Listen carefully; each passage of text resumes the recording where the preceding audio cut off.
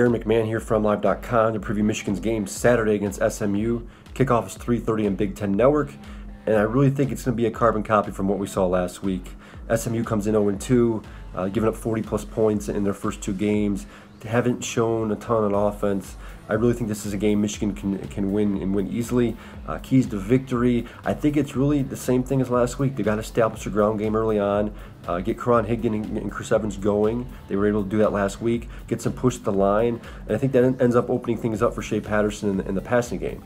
Patterson was comfortable last week, no turnovers, looked crisp in his throws, and there's really because he had a lot of time. You know, Western didn't throw a lot at Michigan. Michigan and what they did, Michigan handled it, I thought, pretty well. I do think it's going to be the same case this week against SMU.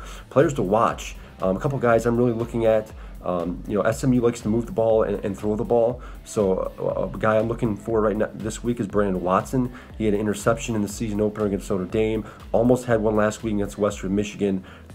I expect SMU to keep things open. They run an air raid offense. They're going to try and pass the ball as much as they can. They're going to keep the ball on the outside.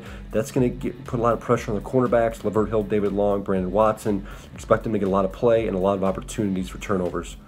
Prediction-wise, like I said earlier, I think Michigan wins this game and wins it easily. I think they jump out to a big lead just like they did last week. That's something Jim Harbaugh has been preaching the last week or two. He wants his teams to get out fast offensively. I expect Michigan to do so again this week. I'm taking the Wolverines 40-10.